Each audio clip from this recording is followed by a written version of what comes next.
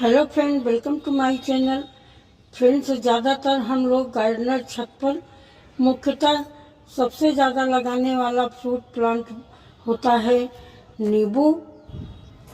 नींबू अक्सर जिसने 10-20 पौधे भी लगाए हैं, पेड़ लगाए हैं, वो नींबू ज़रूर लगाता है, क्योंकि नींबू छोटे से छोटे प्लांटर में हो जाता है।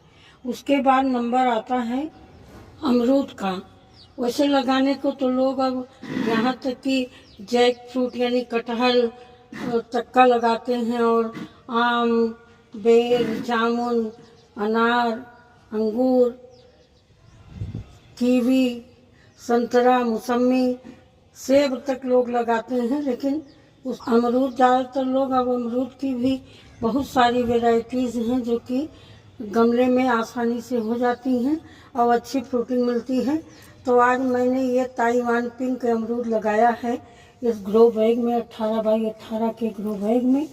तो आज इसी के केयर के बारे में मैं बात करूं कि जुलाई में आप कौन सा काम करेंगे, आगे चल के आपका प्लांट अच्छी ग्रोथ करे, हेल्दी हो और उसमें अच्छी फ्लावरिंग हो, फ्रूटिंग हो। ये प्लांट लगाए हुए मुझे 1 साल हो गया है। पिछले बरसात में मैंने इसको लगाया था, तब से इसमें कई बार फ्लावरिंग हुई है, देखिए। लेकिन मैं अभी इस फ्लावरिंग को तोड़ देती हूँ, मैं रहने नहीं देती हूँ, क्योंकि अभी प्लांट मेरा बहुत पतला है। अभी ये बहुत, इसकी स्टेम देखिए, जो मेन स्टेम होती है जिसे हम लोग तना कहते हैं, वो देखिए अभी बहुत मोटा नहीं हुआ है। तो इसको हम, ये तना कम से कम हमारे अंगूठे जितना मोटा हो जाए, तब इसमें जो है फ्रूटिंग लेना सही रहेगा, क्योंकि कमज़ोर प्लांट ज़्यादा ग्रोथ नहीं कर पाएगा। तो इसलिए तो आज मैं ये 18x18 के ग्रो बैग में मेरा अमरूद का प्लांट लगा हुआ है। तो इसमें मैं आज क्या करूँगी, जुलाई महीने में इसकी किस तरह से केयर करें कि हमारे प्लांट की ग्रोथ अच्छी हो, ये स्टेम मोटी हो, मजबूत हो। तो सबसे पहले देखिए, नीचे इसकी जो ये ग्रोथ नीचे की, ग्राफ्टिंग के नीचे की ग्रोथ है, इसको तोड़ के निकाल दे। देखिए इसमें फ्लावरिंग भी हो रही है। और इसकी जो घास वास है, इसको साफ कर दें। घास तो बरसात में इतनी तेजी से बढ़ती है कि देखते ही देखते घास का ही साम्राज्य हो जाता है। तो इस घास वगैरह को आप निकाल दें इसमें से।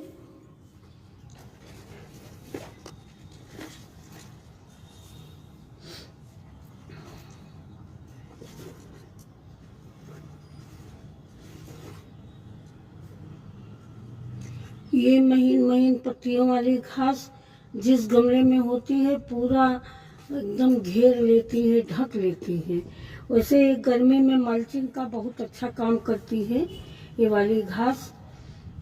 तो पहले ये देखिए, आज कई दिन से बारिश होने की वजह से मैं कल तो बिल्कुल छत पर आ ही नहीं पाई, दिन भर बारिश होती रही।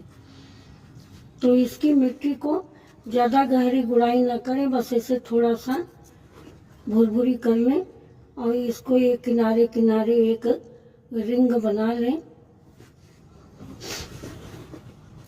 और मिट्टी को बीच में इकट्ठा कर दें इस तरह से। देखिए इसकी फीडर रूट जो है इस तरह से बाहर रहती हैं, तो ये डैमेज ना होने पाए, क्योंकि अभी प्लांट बहुत छोटा है। जब प्लांट सही से बड़ा, वो काफ़ी बड़ा हो जाता है, तो 2-4 रूट कट जाएं तो भी नहीं फर्क पड़ता। लेकिन अभी हमारा प्लांट बहुत छोटा है, तो इसको इस तरह से हम रिंग बना लेंगे। मिट्टी बहुत मुलायम है। मिट्टी बनाते समय ही ऐसी मिट्टी हम लोग बनाते हैं कि पोरस हो, जिसमें कि खाद की मात्रा अगर 40% मिट्टी है तो 40% खाद होती है, 20% में राइस हस्क या कोकोपीट या पत्तियों की खाद, जो भी आपके पास हो आप उसको मिला सकते हैं। इस तरह से मिट्टी तैयार करके पौधों को लगाएं। पौधा जब भी लाएं, नर्सरी से या ग्राफ्टेड या एयर लेयरिंग वाला ही लाएं। जैसा कि मैंने दिखाया है आपको कि मेरा प्लांट ग्राफ्टेड है, तो उनमें जल्दी फ्रूटिंग होती है, सीड से उगे हुए अमरूद में या किसी फ्रूटिंग प्लांट में। देर से फ्रूटिंग होती है, जितना कि पेशेंस हम लोग छत पर गार्डनिंग करने वाले नहीं कर पाते हैं। और इसको कम से कम 18 बाई 18 के ग्रो बैग, नहीं 24 बाई 24, 24 बाई 18 के ग्रो बैग में लगाएं, क्योंकि जितनी ज़्यादा मिट्टी मिलेगी उतने ज़्यादा हमारा पौधा ग्रोथ करेगा और हेल्दी होगा। इसको ऐसी जगह लगाएं जहां इसको कम से कम 8 घंटे की धूप मिले। धूप फ्लावरिंग फ्रूटिंग के लिए बहुत ज़रूरी तत्व होता है धूप, बिना तो कोई पौधा चल ही नहीं सकता। कुछ पौधे होते हैं इंडोर, लेकिन ये कि फ्रूटिंग फ्लावरिंग वाले प्लांट को भरपूर धूप की आवश्यकता होती है। और पानी इसमें जब ऊपर की मिट्टी 1 इंच सूख जाए तभी पानी डालें। पानी का ध्यान रखिए, इधर बरसात में तो पानी डालने की ज़रूरत ही नहीं है। अगर ये समय है 1 हफ्ते से रोज़ बारिश हो रही है। तो आगे हम फर्टिलाइज़र के बारे में बात कर लेते हैं। फर्टिलाइज़र हम कौन कौन सी आज इसमें डालेंगे। इसमें डालने के लिए सर्वप्रथम मैंने ये लगभग 250 ग्राम गोबर की खाद ले ली है। ये अपने घर की खुद सड़ी हुई खाद है, गोबर की, शुद्ध बिल्कुल, जिसमें कि भर भर के नाइट्रोजन, फास्फोरस, पोटेशियम, सारे गोबर की खाद तो सर्वगुण संपन्न होती है।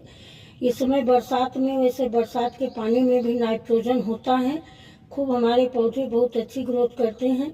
लेकिन अगर हम थोड़ी सी इसमें डाल देंगे तो 1 और 1 मिलके 11 हो जाएंगे, हमारे पौधे की ग्रोथ होगी। क्योंकि पौधा अभी मेरा छोटा है, तो इसके हमें फ्रूटिंग और फ्लावरिंग के बजाय इसकी ग्रोथ पर, इसके स्टेम मोटी होने पर, करने पर ज़्यादा ध्यान देना है। तो इसलिए हम एक गोबर की खाद मिला रहे हैं और 1 मुट्ठी ये नीम की खली।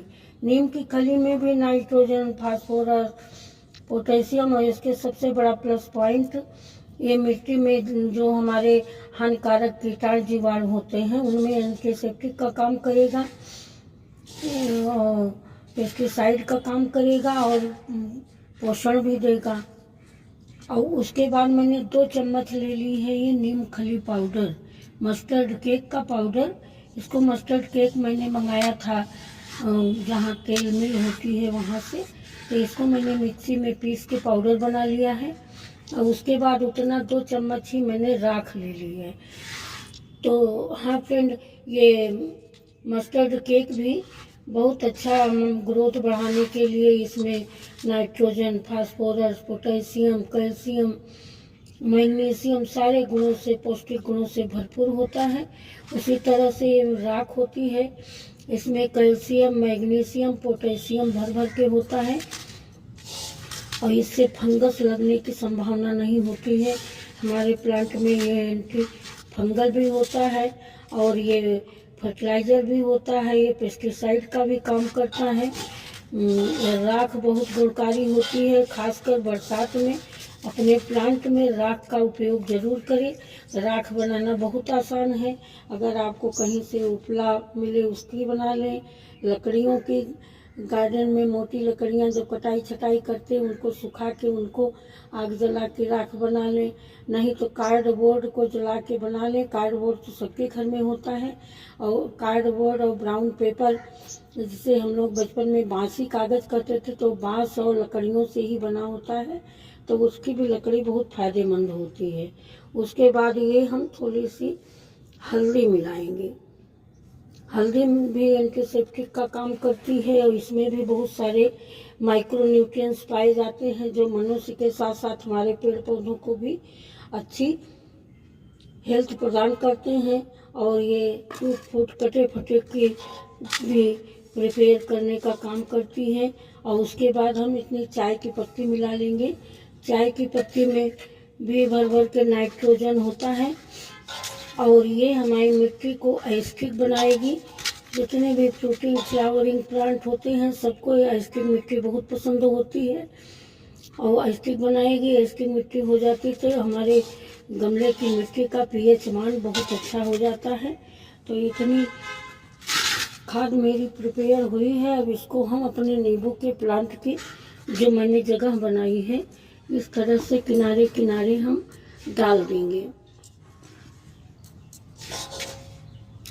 इस तरह से हमारे पौधों में जितनी भी ज़रूरत है पौष्टिक तत्वों की, इतनी खाद डालने से सब मिल जाएगी और हमारा पौधा ग्रोथ करेगा, इसकी स्टेम मजबूत होगी, मोटी होगी, तो आगे चल के जब इसमें फ्लावरिंग फ्रूटिंग होगी तो काफ़ी अच्छी मुझे मिलेगी।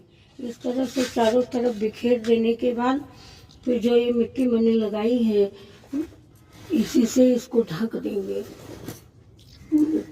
वैसे बरसात में मिट्टी से पोषक तत्व बह जाते हैं, लेकिन ग्रो बैग में पूरा ग्रो बैग हम लोग भरते नहीं, तो इसमें पोषक तत्व बहने की कोई चांस नहीं होती हैं।